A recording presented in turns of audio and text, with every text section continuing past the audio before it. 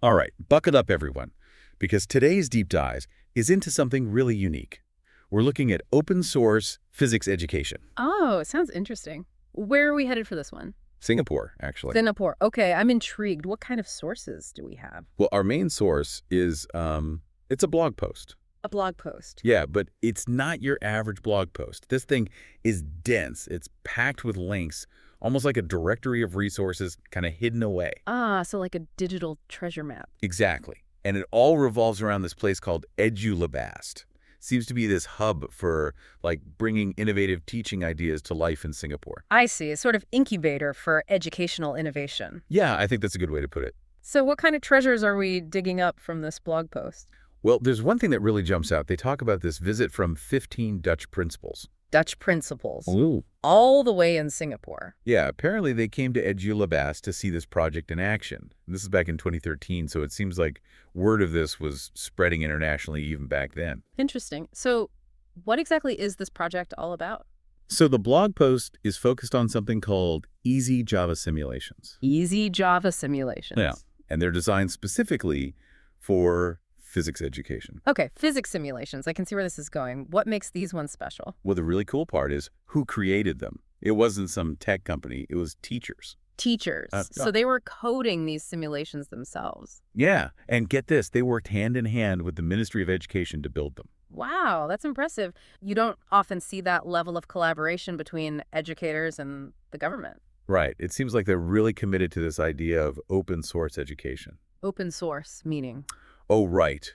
Basically, it means the software is free. Anyone can use it, modify it, even distribute it. Ah, so they're making these simulations available to everyone, not just in Singapore. That's fantastic. Exactly. And the topics they cover are pretty mind-blowing. You've got collisions, gravity, magnets. Magnets, huh? Always a crowd pleaser. Right. They even have one called falling magnet through coil, which I have no idea what happens in that one, but it sounds cool. Yeah, that one definitely piqued my curiosity. It touches on electromagnetism, which, students often struggle with. So wait, the blog post doesn't just describe the simulations, right? What do you mean? Well, it's loaded with links. You can actually download the simulations themselves. And there's a ton of worksheets, too. Worksheets. So they've got the virtual simulations and then hands-on activities to go with them. Yeah, and it's not just one generic worksheet per simulation. They list different sets of worksheets created by different schools. Oh, wow. So it's like this whole network of teachers contributing their own ideas and approaches. Yeah, you've got Anderson Junior College, River Valley High School, SRJC, and more.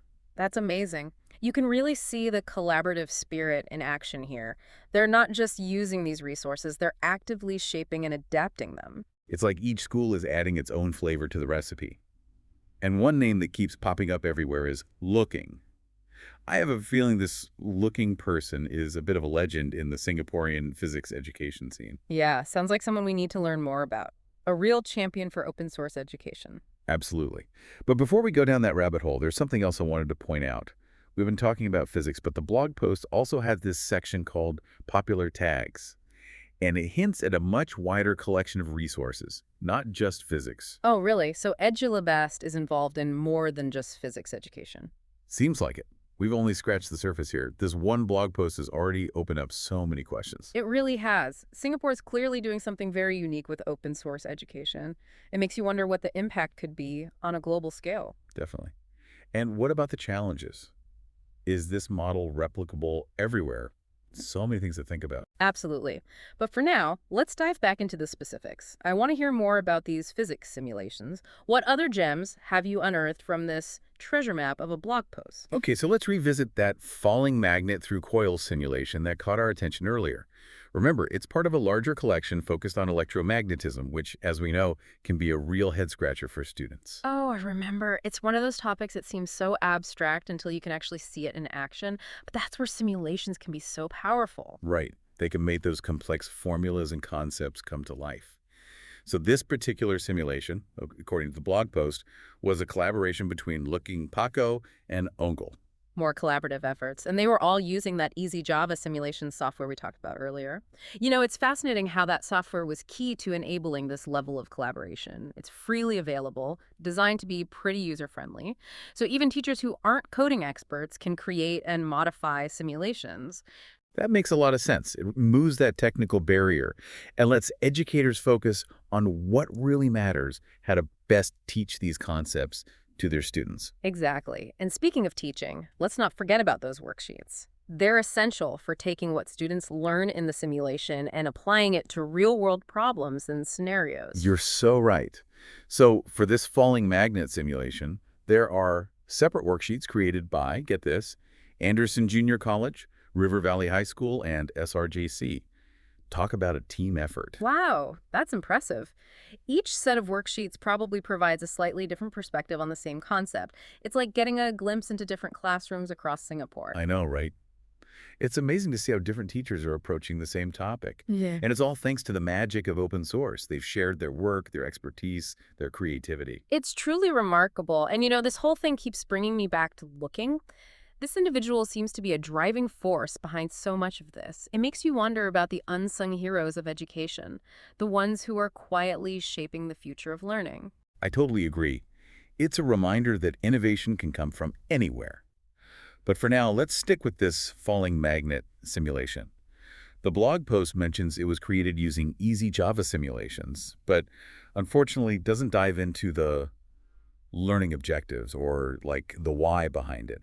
Why was this simulation created in the first place? That's true, but I think we can make some educated guesses based on the topic itself. It probably explores concepts like electromagnetic induction, Lenz's law, maybe even Faraday's law. All those are central to understanding how electricity and magnetism interact. Right, and I'm guessing the worksheets would provide structured activities and questions to guide students through the simulation, Yeah, helping them connect those abstract concepts to something they can actually visualize and understand. I would imagine so. Maybe they even have students predicting outcomes, analyzing data, or designing experiments within the simulation. It's like having a virtual lab right at your fingertips. Exactly. And the beauty of it is that teachers can adapt these worksheets to fit their own curriculum and teaching styles.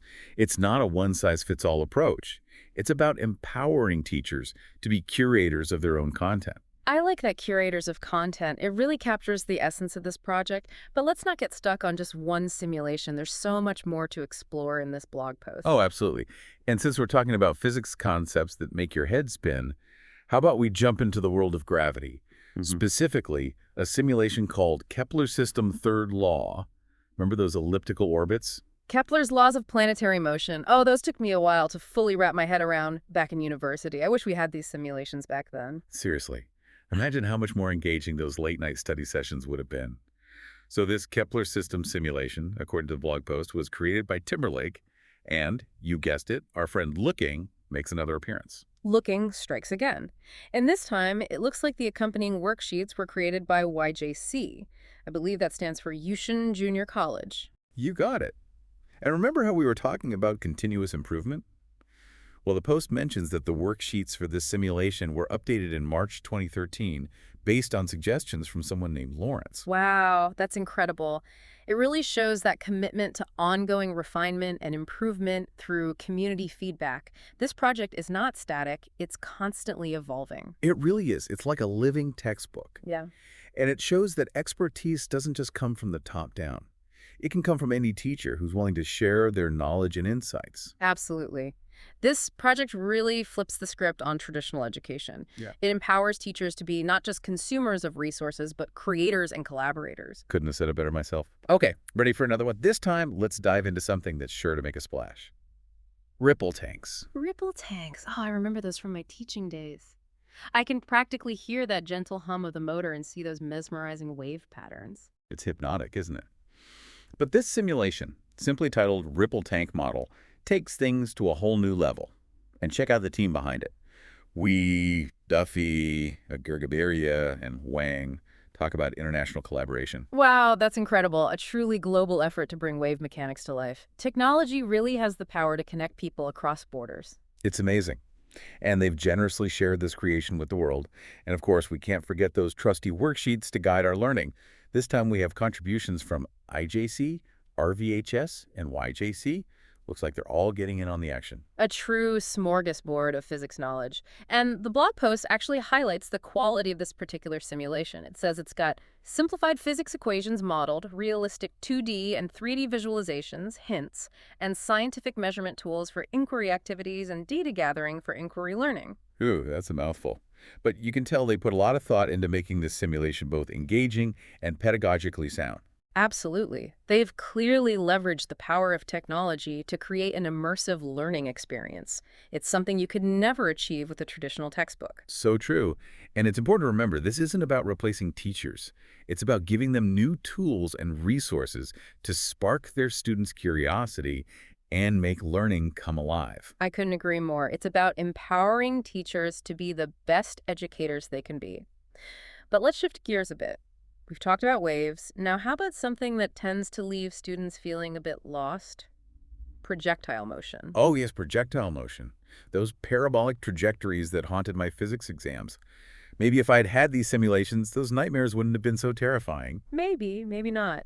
But it does seem like this project has a plethora of resources on projectile motion. They really do. The blog post lists several different simulations, each with its own unique approach and features. Well, don't keep me in suspense. Spill the beans. What have you found? All right, so first up we have a classic, simply titled Projectile Motion Simulation. And no surprises here. It was created by our prolific friend Lukang, drawing upon the work of Paco. Those two are quite the team. They really are. It's wonderful to see that thread of collaboration running through all these projects. It's not about individual achievement. It's about building something truly special together. I love that. And this particular simulation, Projectile Motion, comes with a worksheet created by RVHS.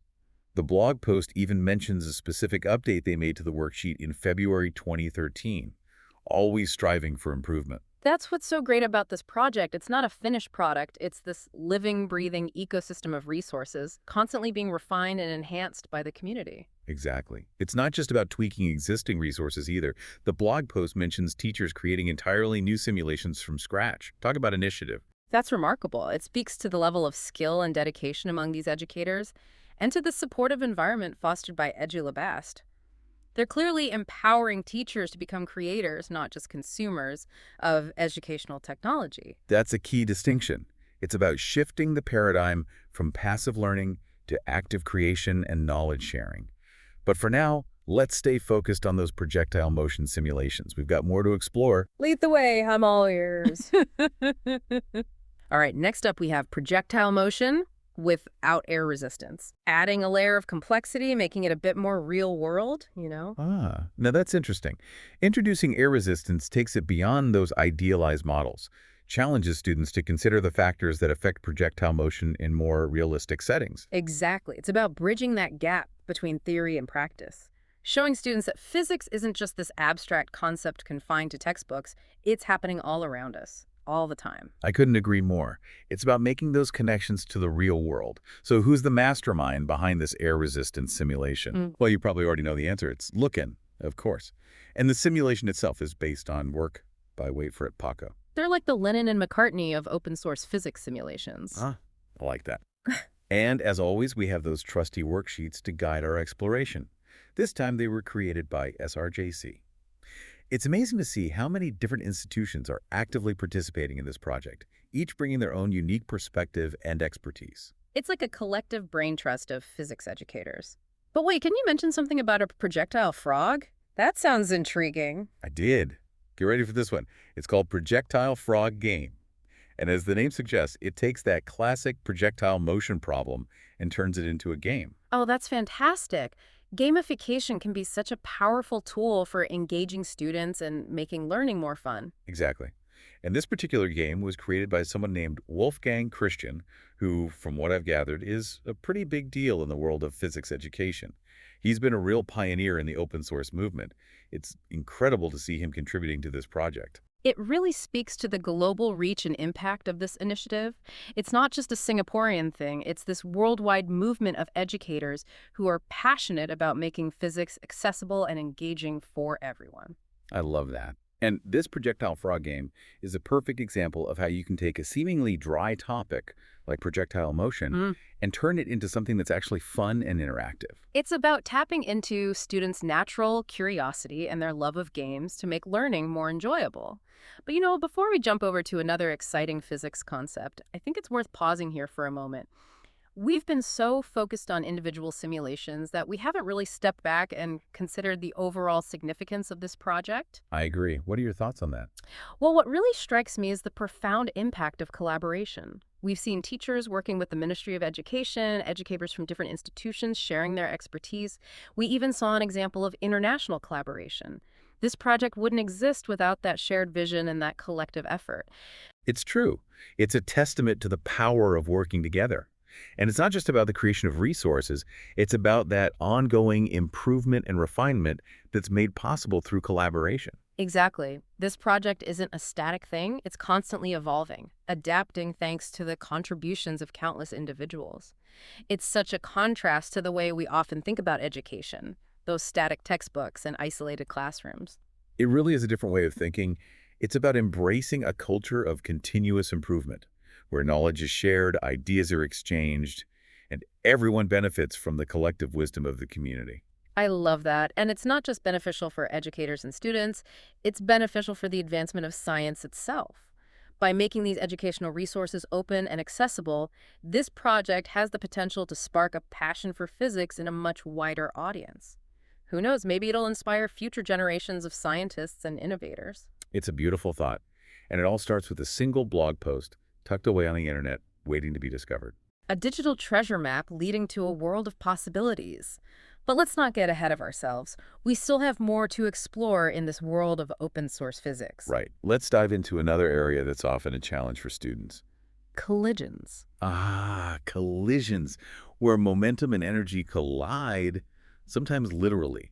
I'm curious to see how these simulations tackle this tricky topic. Well, you're in luck, because this project has a whole arsenal of resources dedicated to helping students understand collisions, starting with a classic called Collision Carts. Collision carts, a classic for a reason. It's the quintessential physics lab experiment. Two carts, a track, and a whole lot of momentum to figure out. I remember those labs. But imagine if instead of just physically colliding those carts, you could manipulate variables in a virtual environment, change the mass, the velocity, even the elasticity of the collision. That's what this simulation allows you to do. That's fantastic. It lets students explore those fundamental principles of momentum and energy conservation in a much more controlled and interactive way. Exactly. And guess who created this gem? Let me guess. Look, you got it. And as usual, he wasn't working alone. This simulation comes with a set of worksheets contributed by, get this, AJC, RVHS, IJC, SRJC, and YJC. Wow, they really brought out the big guns for this one. It's amazing to see so many institutions coming together to create such a comprehensive set of resources. It's a true testament to the power of collaboration. And the blog post actually emphasizes that the worksheets are tailored to different levels of understanding. You've got introductory concepts all the way up to more advanced applications. That's so important for meeting the needs of diverse learners. Not everyone comes in with the same background knowledge, and this allows teachers to provide appropriate challenges for each student. It's about making sure everyone has the opportunity to succeed. Absolutely. It's about making physics accessible to everyone, regardless of their starting point. But let's move on to another simulation that caught my eye. Elastic collision. Same mass. Elastic collisions. A special case where both momentum and kinetic energy are conserved. It's a concept that often trips students up, but it's crucial for understanding a wide range of physical phenomena. You're right. And this simulation, created by someone with the username Leongster, really dives into the specifics of elastic collisions between objects of equal mass. It's refreshing to see new names popping up. It shows that this project is attracting contributors from a diverse range of educators, each bringing their own unique skills and perspectives. And it's not just limited to simulations either. Remember how we talked about bridging the gap between the virtual and the real world? Well, the blog post also links to a video created by Astro Academy that uses tracker software to analyze an actual elastic collision between two billiard balls. Oh, wow. Now that's what I call bringing physics to life. It's one thing to see a simulation, but it's another thing entirely to witness those same principles in action in a real-world scenario. Exactly. And using software like Tracker, students can actually analyze those real-world phenomena in a quantitative way. They can connect their observations to the concepts they're learning in the classroom. It makes physics more tangible, more relatable. I love it. And it seems like this project is just full of these innovative approaches to teaching physics. It really is. Yeah. But for now, I think we need to take a break. We've covered a lot of ground, but there's still so much more to explore in this world of open source physics. Agreed. Let's take a moment to gather our thoughts and then come back ready to dive even deeper. Wow, I'm still trying to process all those amazing resources. The sheer volume is impressive. Right. And amidst all those simulations, one thing that keeps striking me is how much they emphasize customization. Yeah, Like, it's not just handing teachers a finished product. I see what you mean. It's built in that teachers can tweak things, make it their own. Yeah, exactly. The blog post is full of examples of teachers modifying simulations, creating their own worksheets, tailoring things to fit their classroom. Like that Kepler system simulation with the updated worksheets incorporating feedback. Exactly. It's like they've created this system for continuous improvement. It's never really finished. Makes those textbooks look pretty static, doesn't it? This is a living, breathing set of resources. It really is. And it goes beyond just tweaking. Remember, some teachers are making entirely new simulations from scratch. That blew my mind a bit, honestly. How many hidden talents are out there in those Singaporean schools? Makes you wonder. Edulabas is really fostering this environment where teachers are creators, not just users. It's a huge shift. Giving teachers that power, that ownership, I bet it impacts the students too. How so? Well, think about it. Being in a class where the teacher isn't just reciting from a textbook, they're actively shaping the material. I bet that makes a big difference. It becomes a much more dynamic environment. Right. But gotta remember something. We're still just looking at this one blog post, a single source. True, it's a great window, but just one window into this whole world. Exactly. Like, we see all this effort, but we don't truly know the big impact on Singapore's whole education system. We can make guesses based on what we see, but yeah, we need more sources to see the full picture, the research, the outcomes. And you know what else is missing? The personal stories. We see names like Looking, Paco. But who are these people? It makes you think about all the unsung heroes in education working behind the scenes. We see their work, but not their faces. Oh, I'd love to hear Looking's story someday. What got them into this, the challenges they faced, what keeps them going. Me too. But for now, let's get back to the nuts and bolts, the easy Java simulations software they keep mentioning. We've barely touched on the technical side. Right, like how does it actually work? Is it easy for a teacher to pick up? What are the limitations? So many questions. And how does this Singapore project fit into the bigger picture of open source education worldwide? Ah, good point. Are there other places doing similar things? What can they learn from each other? It's like we're looking at one star, but there's a whole constellation out there. Beautifully put. So this blog post, amazing starting point, but we need to go wider to understand this fully. Agreed. But even with this limited view, we've found some gems. It's amazing how technology can bring people together, make education more engaging, collaborative. Absolutely. But speaking of engaging, let's get back to those simulations. Remember where we left off? Projectile motion. And now it's time for those bone-jarring collisions. Collisions, always a favorite. Momentum, energy, it all comes crashing together. Let's see how they bring that to life. Okay, so first up, a classic. Collision carts. Like those lab experiments with carts on a track? Oh, yeah, I remember those. Sure. Trying to make sense of all those equations. Right. But now imagine controlling those carts virtually, changing their mass, their speed, even how bouncy they are. That's what this simulation does. Yep. And, no surprises here, it was created by Looking. And this time, a whole team of institutions contributed worksheets. AJC, RVHS, IJC, SRJC, and YJC. They really rallied behind this one, huh? It shows how dedicated they are to making these resources top-notch. And not just the quantity, the blog emphasizes the quality, too. Worksheets for different levels of understanding, from basic to advanced. It's smart, catering to all types of learners, making sure no one gets left behind. Everyone can grasp the concepts at their own pace. Exactly. Okay, another one that stood out to me. Elastic collision. Same mass. Focuses on that specific type of collision where things get a bit more complex. Elastic collisions, right. Those are the ones where both momentum and kinetic energy are conserved. Tricky stuff, but important to master. And this simulation breaks it down nicely. Created by someone called Leongster, a new name for us. Love seeing new faces contributing, shows how wide this project's reach is. And it's not just Sims. Remember how we talked about real-world examples? They linked to a video from Astro Academy that uses, what was it called? Tractor software, I think? Yes. tracker, analyzing a real collision between, get this, billiard balls. Yeah, that's making physics come alive. Simulations are great, but seeing it in the real world, that's powerful. It shows students these aren't just equations on paper. It's how the world actually works. Totally. And this project is doing a fantastic job of making those connections. I agree. But for now, I think it's time to shift gears. Okay, where are we headed next? Well, we've looked at individual simulations, but now I want to step back, consider the bigger picture. What are the implications of this project for educators, not just in Singapore, but worldwide? That's a great question. It's about more than just physics or even just education. It's a new way of thinking about knowledge, about learning, about collaboration. It is. It's breaking down those walls, sharing expertise openly, empowering individuals to be creators, not just consumers of knowledge. And that's a vision worth striving for. So as we wrap up this part of our dive, let's hold on to that inspiration, those possibilities. Beautifully said. And for our listeners, thank you for joining us. Stay curious, keep exploring, and who knows, you might be the spark for the next big change in education. So we've covered a ton of ground in this deep dive into open source physics in Singapore. As we wrap up, what stands out most to you about this whole project?